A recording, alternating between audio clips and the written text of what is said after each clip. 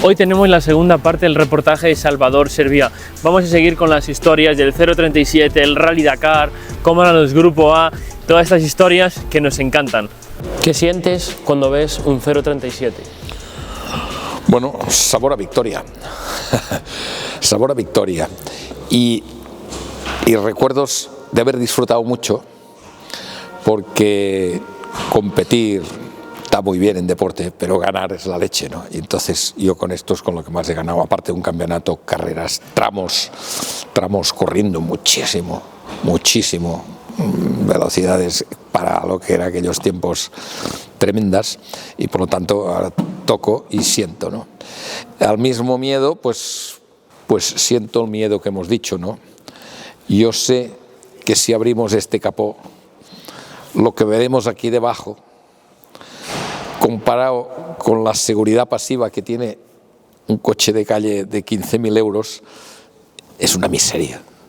Entonces, miedo, si ahora tuviera que repetir lo que hice a mis 40 y pico años, yo fui campeón de España a los 40 y pico, no te creas que mi historia siempre fue muy retrasada, sobre todo por no disponer de medios antes, ¿no? Entonces, un poco de miedo con esto, pero bueno, el disfrute tremendo. El comportamiento de esto, el comportamiento de la aerodinámica de este coche era un tema que no existe, porque luego hubo las limitaciones reglamentarias, ¿no? Y entonces esto daba unas posibilidades tremendas. Si no, después, ser piloto oficial, Jolly Club 037 Lancia, para el Campeonato de Europa del 87. Es la primera vez que yo iba a ser piloto oficialísimo, con la mala suerte de que estábamos preparando entrenamientos en noviembre o no sé qué para hacer un campeonato también con Viación y Cerrato, 3 coches bien. Y entonces hubo la mala suerte que la FIA, porque ya entraban los Grupo A en el Mundial y se iban a permitir los Grupo B en el europeo, y entonces estuvimos preparando todo este equipo para ir al europeo, y entonces la FIA ya a final de año, no sé si era a finales de noviembre ya o cuándo, hubo una reunión de estas estratégicas de marcas tal, decidieron que ni hablar, que los Grupo B fuera del europeo, y entonces para hacerlo con Grupo A ni siquiera había coches, solo se hicieron unas cuantas unidades del Delta para el Mundial, fue un desastre. O sea que estaba haciendo las maletas para ser un piloto oficial y también se fue al carajo. O sea que no estaba destinado yo a estas grandes menesteres. ¿Realmente los Grupo B eran tan peligrosos como decían? Bueno, en aquel momento yo no tuve ninguna sensación, pensé que eran politiquillas, ¿no? Políticas de marcas o de ingenieros o de estas cosas, pero la verdad es que pensando lo que aceleraban y lo que corrían aquellos coches y cómo eran las estructuras, si hoy tienes la oportunidad de ver un 205 del Mundial y miras comparado con la seguridad que hoy tiene cualquier coche de calle, aquello era peligrosísimo en caso de accidente, ¿no? Era impensable chocar con un árbol y no matarse todos, quiero decir, esa es la verdad, ¿no? Y ocurrió el accidente en Córcega de Bétega con el Super Pepino Lancia, y ahí pues la FIA tomó sus notas y empezaron a limitar pues todos los Grupo B y la gran aerodinámica. Claro, la aerodinámica tenía la ventaja que te permitía un paso de curva brutalmente del doble de velocidad, pero que luego si iban mal dadas la hostia era el doble también, ¿no? Quiero decir que esto cambió mucho, yo creo que estuvo para bien. Tú me preguntas, ¿verdaderamente eran peligrosos? Pues evidente, a 200 por hora en un tramo de montaña, con barrancos, árboles y placas de hielo y todo eso, y la resistencia que tenía aquello en caso de impacto, pues se ha mejorado una barbaridad, y se han salvado muchas vidas. Ahora, yo en aquel momento, ni yo ni todos los que corrían, ahí estaban corriendo tíos buenísimos, todos los finlandeses voladores, todo Dios, y nadie se planteaba que nos íbamos a matar, ¿no? Pero hay que reconocer técnicamente que aquello estuvo bien de limitar y de aumentar la seguridad, volver a carrocerías de verdad, porque aquellos coches no tenían carrocería, tenían 3 plásticos y 4 tubos que estaban hechos. Sí, había barras y todo eso, pero no tiene nada que ver con la seguridad pasiva que se llama hoy día de los coches, no tiene nada que ver. Quiero decir que tengo la suerte de estar aquí y no haber tenido ningún incidente, encantados. volvería a subir. ¿Y cómo recuerdas el Campeonato de España en esos años de dominio Grupo B? Por ejemplo, el 131 es el primer coche que yo conducí, que tenía unas ruedas así, unos frenos así, y que te permitía frenar dentro de la cueva, ¿no? Que llamamos. Que mecánicamente tampoco era ninguna maravilla, pero su capacidad de paso por curva, por su anchura, por sus dimensiones de neumáticos, por su calidad de suspensión, amortiguadores y frenos y todo eso, no tenía que ver. Quiero decir que el Grupo B fue un salto a la performance comparado con coches de calle, ¿no? Fue un salto muy importante. El 037 fue la hostia, el Peugeot y el Delta aquel ya fue, no va más, y aquello se acabó, y luego empezamos con unos grupos A que eran unas cafeteras y fueron evolucionando y progresivamente fueron siendo más interesantes, y después ya se han inventado otras cosas que evidentemente en performance pura hoy día con las electrónicas y las tracciones 4 y todo eso, pues no tiene nada que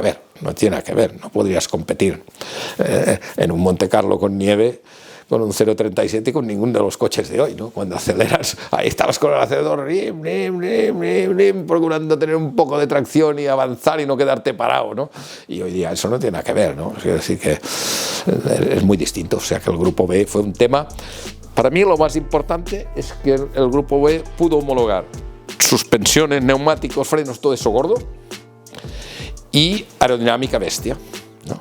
Y luego todo eso se fue al carajo y han sido otras normas. Yo tampoco estoy al día de hoy día, así que todo lo hace la electrónica. En nuestros tiempos, pues no, la electrónica no existía y cada uno tenía sus manías. No, el bloqueo diferencial, me pones la rampa con un apriete un poco más, ayer cómo era, chorradas, que la sensibilidad tampoco, y los tramos, todo era distinto, no teníamos la calidad técnica, ni hacíamos pruebas de verdad comparativas de las cosas. A mí estos coches me llegaban de Italia, el Opel y el 037 me llegaban de Italia en un remolque, verificábamos y salíamos a la carrera a descubrir. Yo mi primer Costa Brava con el 037 había hecho 4 kilómetros al lado del Parque Cerrado antes de salir. Y fui descubriendo el coche en la carrera. Después, pues ya empezó todo esto, éramos amateurs. Yo me ganaba la vida haciendo carreteras y baches. Y entonces ya empezó gente como Carlos Sainz. Ya lo había hecho Zanini antes de intentar ser profesional con el equipo SEAT y hacer pruebas comparativas, probar amortiguadores, más presión, menos la presión de los neumáticos, otras cosas. Nosotros aún íbamos a narices, ¿no? Entonces llegó un señor que trabajó más que nadie. Primero lo había hecho Zanini un año antes, y entonces lo hizo Carlos Sainz. ¿Qué proyecto se cerró para 1987 con Volkswagen? Nos tuvimos que bajar de un proyecto Campeonato de Europa con Lancia, y entonces nos quedamos sin nada, no recuerdo, el final de noviembre o así, y entonces pues en aquel momento tuve la oportunidad de subirme a un proyecto nuevo que fue la creación de SEAT Sport en Martorell, ¿no? Al lado de la fábrica SEAT. Ahí Vicente Aguilera y sus muchachos con mucha afición crearon un mini departamento de carreras en los que íbamos a preparar unos Golf GTIs 16 válvulas para hacer el Campeonato de España, que era un proyecto complicado porque no había, el equipo era todo nuevo, ¿no? Era todo nuevo y bueno, con muy buena voluntad. Tuvimos una suerte de muerte en el nacimiento de este proyecto, porque esos coches se iban a fabricar en Martorell con normas que nos daban los alemanes y se iban a hacer, ¿no?, principios de año. Vicente Aguilera, que era el alma mater técnica y moral del proyecto, se fue a Alemania, estaba negociando con los alemanes de Volkswagen cómo se iba a hacer esto aquí, cómo nos iban a ayudar, qué piezas nos iban a mandar, qué instrucciones nos iban a dar. Y entonces un día que fue allí, en enero me parece que fue, pues se le ocurrió, estaba allí en el equipo Volkswagen, que estaban haciendo, yo creo que era mundial o europeo, ¿no?, de tracción de ruedas con los Golf GTIs 8 válvulas, para instruir a los mecánicos de ahí y todo esto, pues se le ocurrió a él o a los demás, o consiguió algo imposible, que es que le dejaran un coche que era un muleto de carreras del año anterior, un Golf GTI cacharro destrozado que había corrido mucho, ¿no? Estaba en Alemania, como que se lo dejaron, se subió encima y lo condujo desde Wolfsburg hasta Barcelona, hasta Martorell. Y entonces ya tenía su coche para enseñarle a los mecánicos, para desmontarlo, para tal y cual, para aprender. Y entonces dije, bueno, ¿y por qué no cogemos este trasto que ha llegado de Alemania aquí, o sea que tiene sus capacidades? Y salimos al Rally Costa Brava y así los mecánicos ya se entrenan y hacemos la asistencia, y ya ponemos en marcha el equipo con una participación. Y lo hicimos. Con otra suerte de las de mi vida, ¿no? Los que decían San Salvador, pues yo creo que era San Cristóbal, pero bueno, salimos con un coche que era un moleto gastado, sin mantener, de restos del año anterior, y entonces ganamos la carrera. Es impensable. Aquel coche ni era potente porque era un moleto, ni estaba en condiciones, ni había sido revisada. Ganamos la carrera. ¿Cómo fue que ganamos el Rally Costa Brava este año? Pues porque nevó, pegó una nevada tremenda y nos espabilamos bien, teníamos la experiencia de los Monte Carlos y pudimos pillar 4 ruedas, tal y cual, y ganamos el rally, una cosa imprevista totalmente. Y entonces el equipo Seat Sport empezó con los Golf de una manera tremenda. Luego estuvimos haciendo unas cuantas carreras del campeonato con unos coches y unos mecánicos que todos aprendiendo, y fallaban cosas, ¿no? Detalles que siempre fallan, pero el nacimiento fue algo tremendo, que pasó así, y disfrutamos todo el año hasta el punto que estábamos compitiendo entonces con Carlos Sainz, con el Ford Sierra, que corría muchísimo más, pero el campeonato estaba de una manera, las puntuaciones, que podías puntuar en rallies de fuera del campeonatos de Europa. Entonces, como el campeonato era imposible, pero nos fuimos a correr también todos cargados de buena voluntad el rally Tesalónica, en Grecia, que puntuaba mucho para el campeonato de Europa. Ahí hicimos un gran resultado y conseguimos una de puntos que Carlos Sainz, que iba a ir ya a San Remo este año, tuvo que anularlo porque si no le peligraba el campeonato de aquí por las puntuaciones, y no, perdía una carrera de aquí, no pudo perderla. Quiero decir que fue también un resultado excepcional, por suerte. Fue lo del Costa Brava fue una cosa impensable, totalmente impensable, pero quiero decir, bueno, ahí estamos. Grandes cosas y grandes recuerdos, sin duda. Me sorprende que sepas todo esto, te felicito. Gracias. En el 88 volviste a Lancia. Sí, volvimos a Lancia. Al principio el Delta era un coche, la homologación del Delta era muy limitada, y el primer reglamento Grupo A permitía pocas cosas, y era un coche, ya era un 4x4, pero no era un coche muy competitivo en todo su equipamiento, pero íbamos luchando como podíamos. Y ya luego, a segunda parte, al final de temporada, nos llegó el Delta Integrale, que con ese podíamos haber luchado en el campeonato con él, porque era un coche ya mucho mejor, cambiaba totalmente, y era un Grupo A, muy bien hecho, y que tenía capacidad de ir muy deprisa en determinadas circunstancias. ¿Y cómo era su conducción? Bueno, nada que ver. Tracción 4 ruedas, por lo tanto tenía sus límites de velocidad de entrada, curvas y todo eso. Ya podías acelerar a fondo siempre, aunque fuera en primera velocidad sobre un piso mojado o lo que fuera. Cambió toda la filosofía al entrar los 4x4 en este mundo, además con un coche, el Integrale, y era un coche bien hecho, que funcionaba muy bien. Los ingenieros que habían hecho este coche, los mismos trabajaron allí, y así como el primer grupo A lo tuvieron que hacer deprisa y corriendo en un mes, y era una cafeterilla, porque tampoco el reglamento permitía mucho. Luego, el otro año, el reglamento ya permitía otras cosas, ya trabajaron todos, hicieron un coche fenomenal. El Integrale, la Deltona, como se llamara, ya era un coche de carreras de verdad.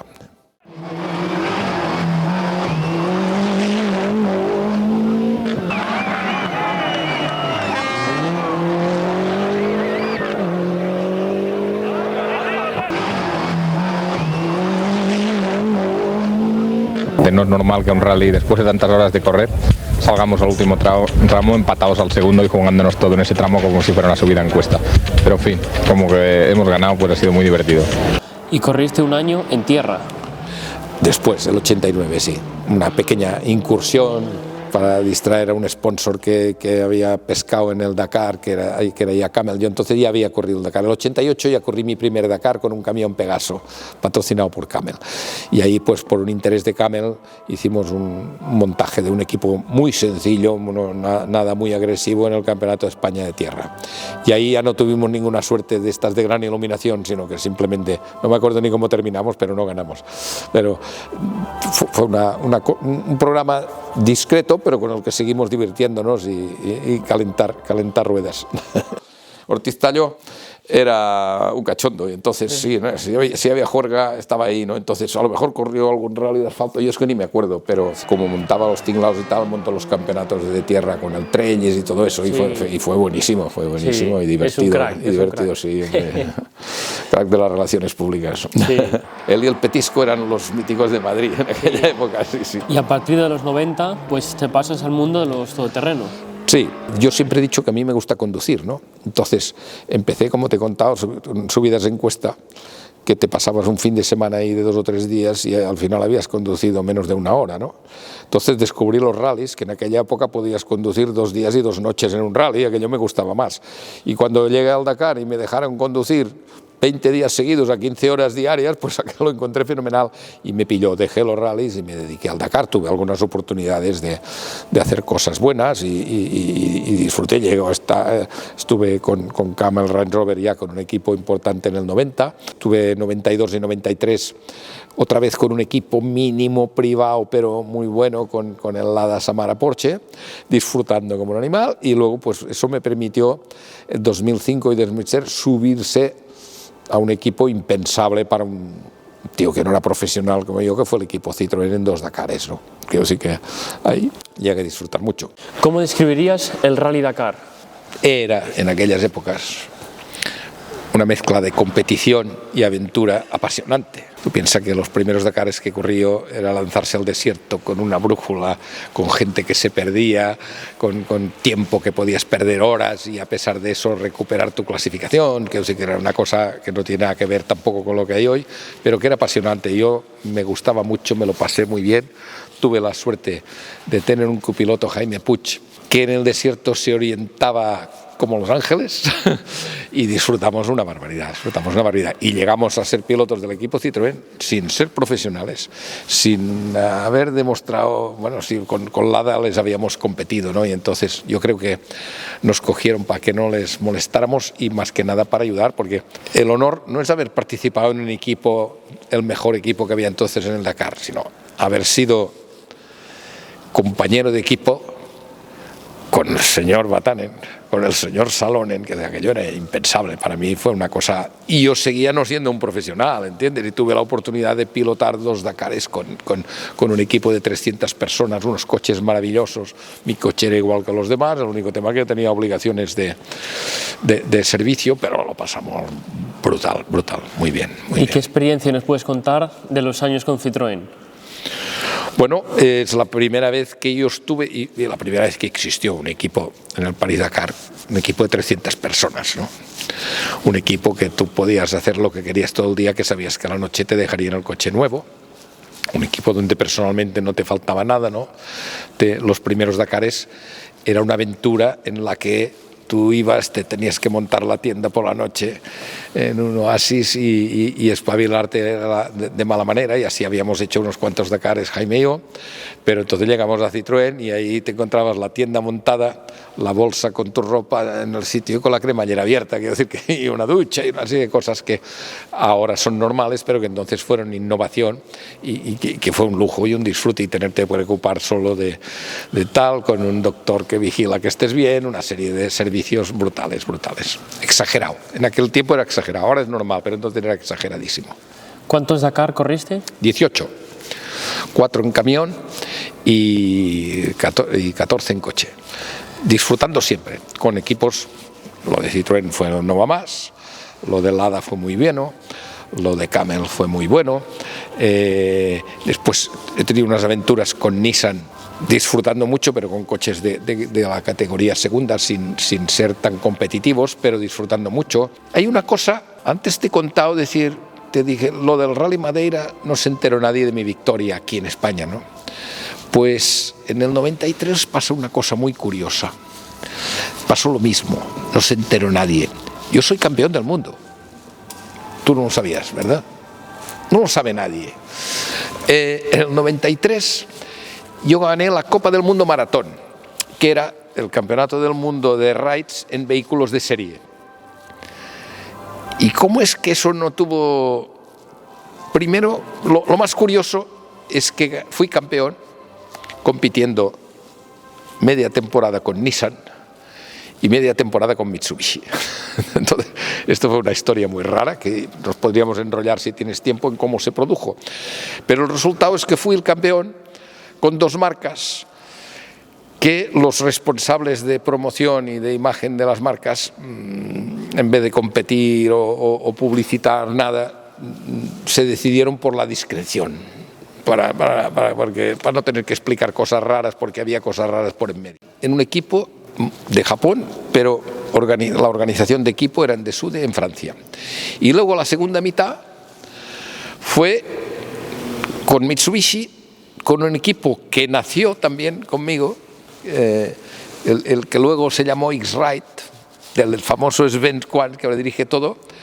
Pues ahí creamos un equipo. Yo me quedé sin equipo a mitad de temporada con Nissan y creamos un equipo y les ganamos. Quiero decir que fue un tema extrañísimo y especialísimo, ¿no? Y como era, unos eran en Francia, los otros en Alemania, aquí en España, o sea, por ejemplo, ni Nissan ni Mitsubishi España participaron en los proyectos ni tuvieron ningún interés en pelearse ni publicitar la victoria, y aquello seguramente que como trofeo es el mejor que yo tengo. El de campeón de España es importante, evidentemente, ¿no?, de rallies, pero un campeonato del mundo, no, pues oye, es una cosa, ¿no?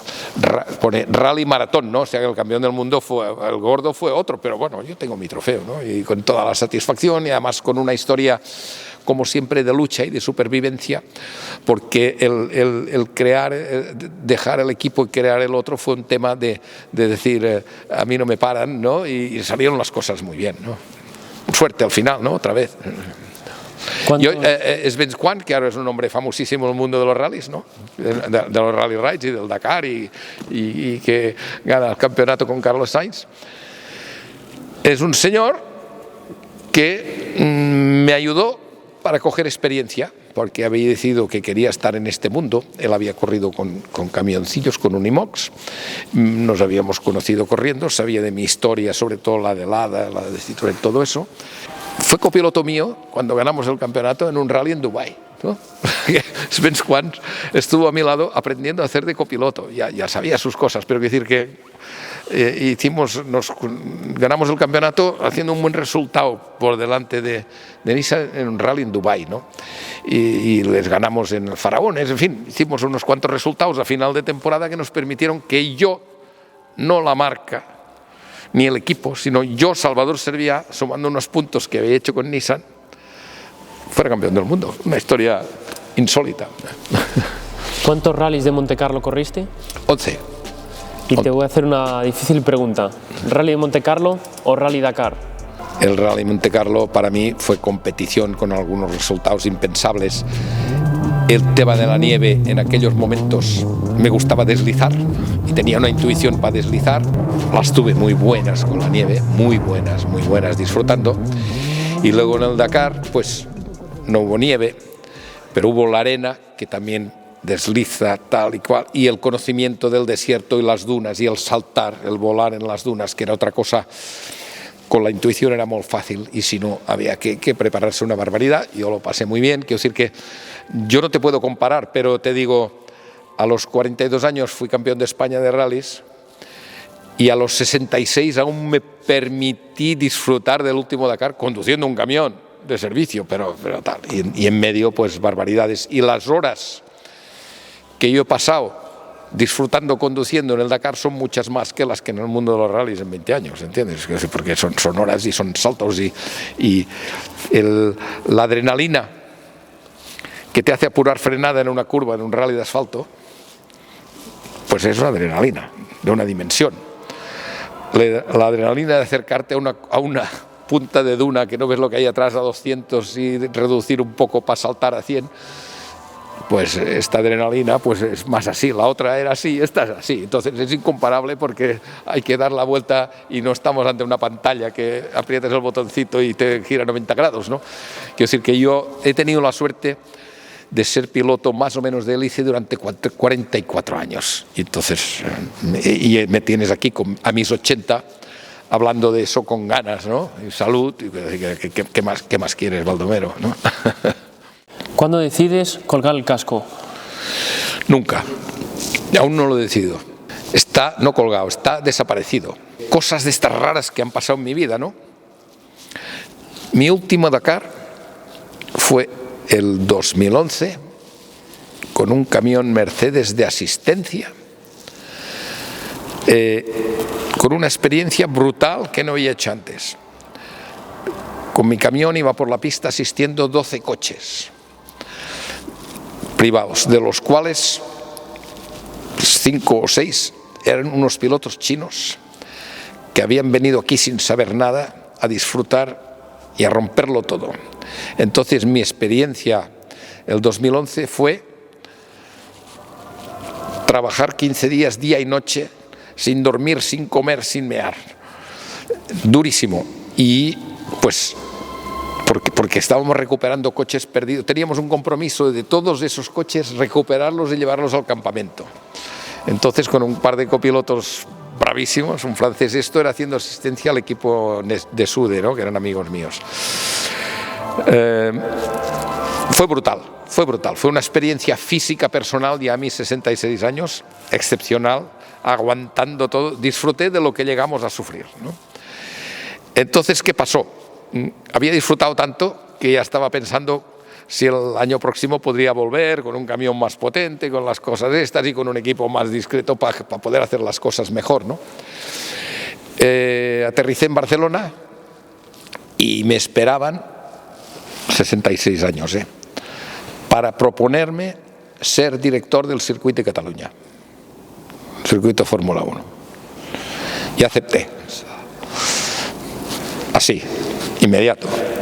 Y estuve ahí 5 años. Entonces estos 5 años, por profesionalidad, tuve oportunidades cada año de ir al Dakar, no con equipos ganadores, sino el tema asistencia, pero en mejores condiciones, todo.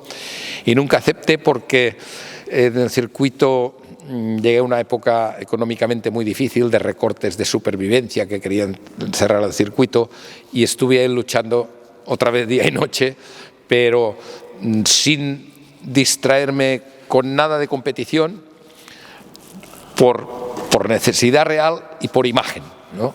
Yo estando allí, luchando con los proveedores, con problemas económicos, con los empleados del circuito, con todo el mundo, y en enero me voy de cachondeo al Dakar, pues no me pareció indicado, no me lo planteé nunca en serio, no acepté ninguna propuesta y por lo tanto dejé de correr. Cuando dejé el circuito, pues ya eran 71. Me jubilé de trabajo, ¿no? Fueron 5 años muy intensos, como había sido el único Dakar, ¿no? Casi de día y noche. Y entonces no fui a buscar nada, porque a 71 años presentarte en una puerta pidiendo un volante, pues, ni nadie me propuso nada que me tentara. Y aún no me lo han propuesto. Quiero decir que aún no he colgado el casco. Es broma, pero con mis 80, pues más que de que me propongan, según quién me vaya a proponer algo, a lo mejor lo considero. Seguro que me echan de casa y cosas así, pero bueno, estamos en ello. ¿Qué le dirías, ahora tienes 80 años, al Salvador Servià de 20 años? Primero, a los 20 años, Salvador Servià no se le había ocurrido que él podía, ni sabía que era un tío rápido conduciendo, ni que iba a tener oportunidades, ni que una vida dedicada a un deporte podía ser una vida digna, económica, respetada, cultural, todo eso.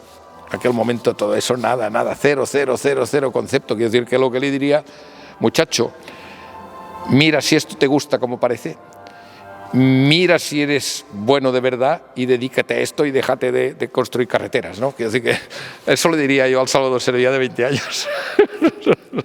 ¿Qué fue lo más gratificante de toda tu trayectoria?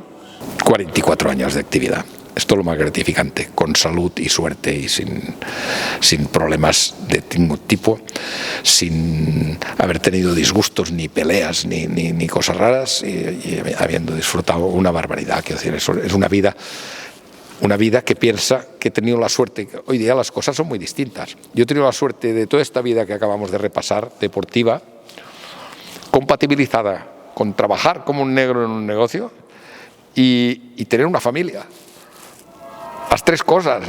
Ahora esto es imposible. Y en aquellos tiempos pues tuve la suerte de poder hacer todo eso. Evidentemente cada cosa que haces dejas de hacer otra que tenías que haber hecho mejor. Pero bueno, tengo una familia que me quieren, tengo mi mujer, que fue mi copiloto antes de ser mi mujer, tengo dos hijos, uno de los cuales se ha dedicado a competición, está en Estados Unidos, lleva 25 años allí en el mundo de las carreras, y tengo 3 nietos a los que disfruto y amo muchísimo. ¿Qué quieres que te diga? ¿Qué es lo más importante? Pues haber podido sumar todo eso sin restar nada. ¿Qué consejo darías a jóvenes personas que se quieren involucrar o que tienen mucha afición en el mundo de las carreras? Pues que, aparte de ser buenos conduciendo y dispuestos a aprender, porque hay que aprender muchas cosas. Tú no puedes ser un campeón si no sabes un huevo de electrónica o de entenderte con los ingenieros, ¿no? Antes no era así.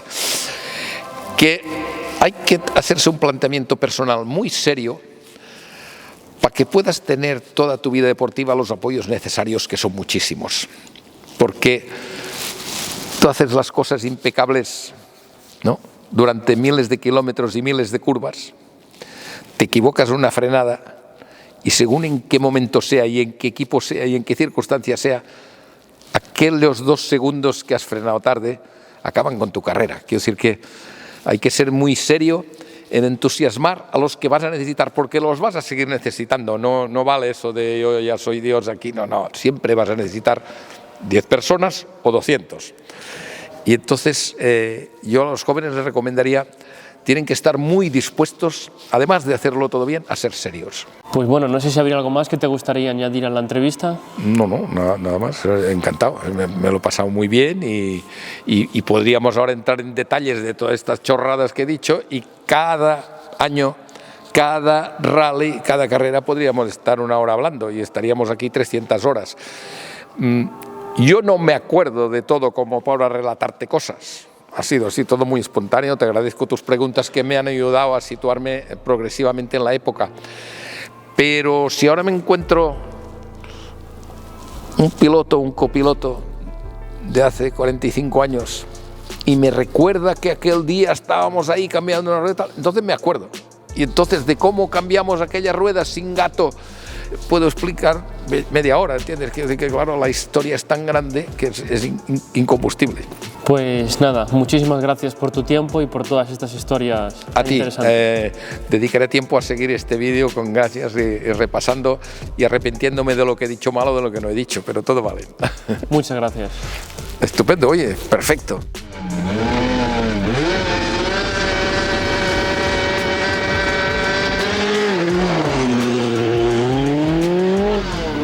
Ya sabéis, si os ha gustado, por favor, compartir el vídeo con vuestros amigos, dejar un buen like, suscribiros al canal y nos vemos el próximo viernes.